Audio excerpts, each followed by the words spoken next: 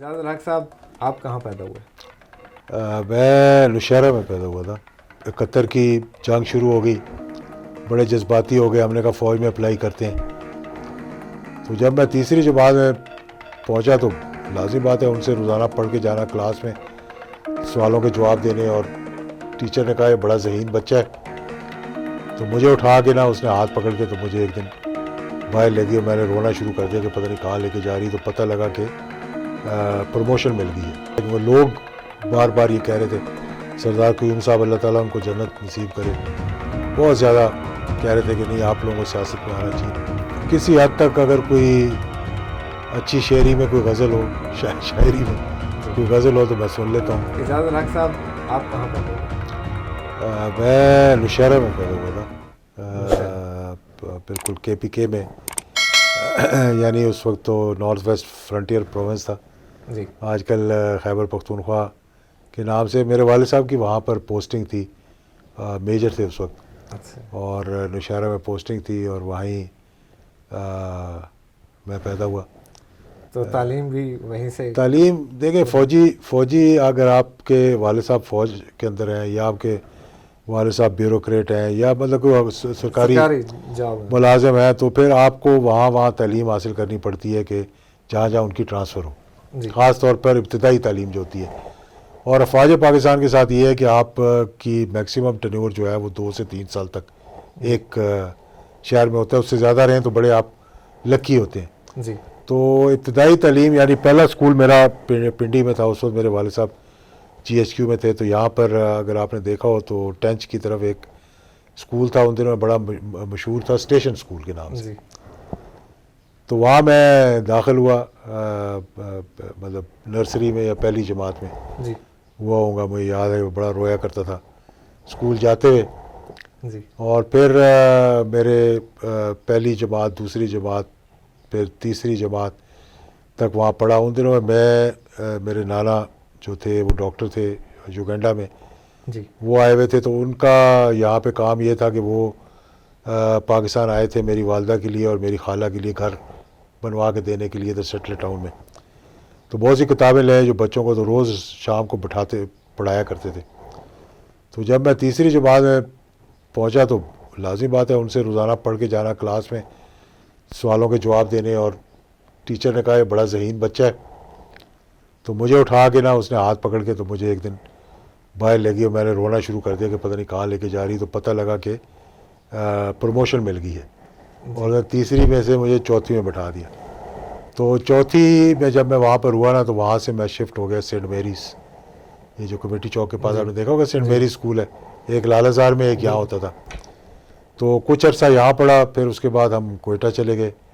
Staff college میں میرے والد صاحب انسٹرکٹر تھے, تو وہاں ہم گرامر اسکول کوئٹہ میں داخلہ لیا. تو وہاں چوتھی اور پانچویں وہاں پہ کی, اور پھر ملتان آ گئے. جی تو ملتان پھر ایک لمبا عرصہ رہے. تو چھٹی, ساتویں, آٹھویں, نویں, 10ویں جو ہے مجھے موقع ملا لاسال ہائی اسکول ملتان میں جی پڑھنے کا. اور پھر اس کے بعد میٹرک کر لیا. تو پھر FC کالج میں چلا گیا ہاسٹل میں اپنا لاہور. اور اس کی وجہ یہ تھی, ایک تو FC کالج اور گورنمنٹ کالج دو بڑے مشہور تھے. جی تو FC کالج میں داخلہ مل گیا, تو ہم نے کہا چلو FC کالج میں چلے. ہاسٹل کے اندر چلا گیا کیونکہ میرے والد صاحب کی انہی دنوں میں پوسٹنگ جو ہے وہ پھر انہیں ملک جارڈن میں ہو گئی تھی. جی تو پھر وہاں سے کرنے کے بعد FSC, تو چوائس تھی کہ میڈیکل کریں, فوج میں جائیں. تو 71 کی جنگ شروع ہو گئی, بڑے جذباتی ہو گئے, ہم نے کہا فوج میں اپلائی کرتے ہیں. اچھا تو فوج میں اپلائی کیا, انٹرویو وغیرہ ہو گیا, سارا کچھ ہو گیا. اتنے والد صاحب کہ وہاں جارڈن میں تھے, تو انہوں نے اب میری طرف سے اپلائی کر دیا کہ باہر پڑھنے کے لیے چلا جاؤں. تو امریکہ میں داخلہ ہو گیا. جی جب امریکہ میں داخلہ ہو گیا تو انہوں نے پھر مجھے کہا کہ بھئی تمہاری مرضی ہے اگر فوج میں جانا ہے کہ باہر جانا ہے. تو خیر ہم نے دوستوں سے مشورہ کیا, انہوں نے کہا یہ تو پاکستان میں تو رہنا ہی ہے, باہر کی سیر کرو. تو پھر ہم پڑھنے کے لیے باہر چلے گئے. پھر زیادہ پڑھائی جو ہے وہاں MBA تک وہیں امریکہ میں پڑھا, پھر وہیں نوکری شروع ہوگی. اچھا, تو آپ سیاست میں کیسے ہیں؟ سیاست میں تو حادثاتی طور پہ آپ سمجھ لیں کہ میں آ گیا ہوں. اور 88 میں جب جنرل ضیاء الحق شہید ہوئے, جی آپ کو معلوم ہے کہ اس وقت سے پہلے تو کوئی ہمیں جانتا بھی نہیں تھا, جی کسی کو معلوم نہیں تھا کہ ان کے کتنے بچے ہیں, کون ہیں, کہاں رہتے ہیں, کیونکہ الحمدللہ ایک بڑی لو پروفائل سی زندگی گزاری. اور ان کی جو صدارت کا دور ہے اس دوران بھی کوئی اتنا پاکستان میں ملنا جلنا بہت کم سطح پہ تھا. دوست بھی جو اسکول کے تھے پرانے دوست, ان کے ساتھ ملاقات ہو جاتی تھی, ورنہ یہاں ہفتے 2 ہفتے کے لیے آنا, کیونکہ نوکری بھی باہر تھی اور رہ بھی میں باہر رہا تھا ملک سے, جی تو بڑا لو پروفائل گزارا. پہ اس کے بعد جب وہ حادثہ ہوا اور ایک سازش کے تحت 17 اگست 1988 کو, تو وہ عجیب و غریب سما تھا, یعنی کہ جہاں آپ نے کبھی سوچا بھی نہیں تھا. میرے خیال میں سازش کرنے والوں نے بھی کبھی یہ سوچا نہیں ہوگا کہ 11 سال جس نے فوج کے ذریعے حکومت کی ہو, اور لازمی بات ہے اتنے لمبے عرصے کے بعد پاپولیرٹی بھی نیچے چلی جاتی ہے, لیکن الحمدللہ جب شہادت ہوئی اور میں واپس آیا تو ایک عجیب و غریب منظر دیکھنے کو ملا کہ ہزاروں نہیں لاکھوں لوگ دعا کے لیے, اور پھر جنازہ بے مثال ایک جنازہ ہوا بے شک پاکستان کی تاریخ میں. اور اس کے بعد بھی کچھ عرصے تک ہم یہ سوچتے رہے کہ ہماری کمٹمنٹ ہے, کیونکہ لوگ بار بار یہ کہہ رہے تھے سردار قیوم صاحب اللہ تعالیٰ ان کو جنت نصیب کرے, بہت زیادہ کہہ رہے تھے کہ نہیں آپ لوگوں کو سیاست میں آنا چاہیے, لوگوں کی محبت دیکھیں آپ. بلکہ ابھی میرے خیال میں کل ہوئے تھے جنرل صاحب کے, جی دعا ہوئی تھی, تو اس کے بعد سردار قیوم صاحب نے ایک یہاں لیاقت باغ میں جلسہ رکھا جنرل ضیاء الحق کے نام پہ, اور وہ ندوی صاحب اور میئر حیدرآباد کے جو ان کی ایک ٹیم ہوتی تھی جی سردار قیوم صاحب کی, یہاں لیاقت باغ میں جلسہ رکھا, کچھ اعلان نہیں کیا, کچھ نہیں کیا, میرے پیچھے پڑے رہے کہ تم آؤ, تو دنیا آ گئی وہاں پہ. جی دوسرا جلسہ انہوں نے حیدرآباد میں رکھا یہ ضیاء الحق شہید کے نام پہ, اور ادھر بھی مطلب ایک بے مثال قسم کا کراؤڈ آیا. جی تو اس کے بعد پھر ان کو کسی نے اپروچ کر کے منع کر دیا کہ یہ اب آپ اس کو تھوڑے دیر عرصے کے لیے رہنے دیں. ہمیں بھی ڈسکریج کر رہے تھے کہ آپ لوگ ابھی نہ آئیں, کیونکہ ہم نے جو ہے نا ایک دم سے اتنا بڑا حادثہ جب ہوا تو ہم نے اس کی تحقیقات شروع کر دی جی کہ کیا ہوا. جب ہمیں پتہ لگ گیا کہ یہ سیبوٹاج تھا اور دہشت گردی تھی, تو ہم نے کہا معلومات تو کرنی چاہیے.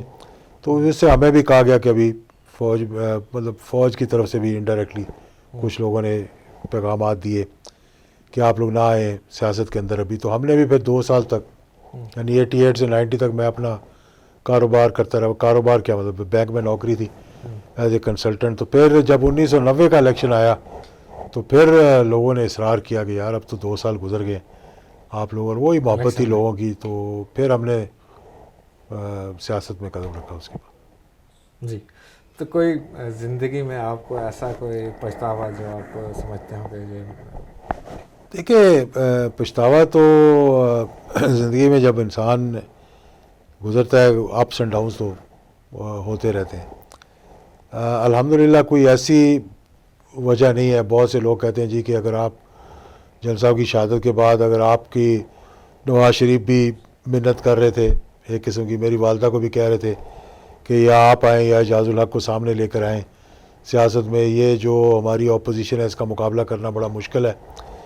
تو ہم نے سب کچھ ان کے پلڑے میں ڈال دیا, ان کے سپرد کر دیا, اور ایک مخلص طریقے سے, کیونکہ وہ میرے والد نے کہا میری عمر لگ جائے اس کو, جی اور میری والدہ بھی ان کو اپنے بچوں کی طرح سمجھتی تھی, وہ بھی بڑی عزت کرتے تھے میری والدہ کی.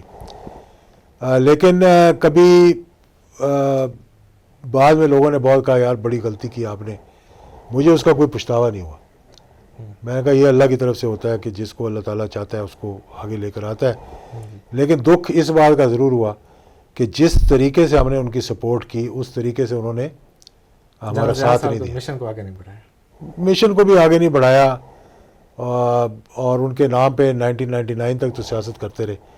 1999 تک وہ آتے بھی رہے, پھر اس کے بعد وہ پٹری سے ہی ایک قسم کا اتر گیا. انہوں نے اپنے اصولوں کو توڑ دیا, اے پی سی کر لی, جن کے خلاف نظریاتی اختلاف تھا ان کے ساتھ بیٹھ گئے, اور پھر وزیر اعظم تو اللہ تعالیٰ نے بنا دیا، لیکن وہ عروج نہیں ملا جو عروج اس وقت تھا جب آپ اپنے نظریے پہ کھڑے ہوئے تھے۔ بالکل۔ تو اعجاز الحق صاحب، آپ یعنی ایک اہل ذوق آدمی ہیں، تو شعر و شاعری بھی اچھی لگتی ہے؟ کسی حد تک اگر کوئی اچھی شاعری میں کوئی غزل ہو، شاعری میں جی، کوئی غزل ہو تو میں سن لیتا ہوں۔ غالب۔ غالب کی سن لیتے ہیں کبھی، اور مہدی حسن نے بہت پسند تھا۔ اس حد تک شعر و شاعری پسند ہے، لیکن اتنی نہیں کہ اس کی گہرائی میں جی، نہیں گیا میں کبھی۔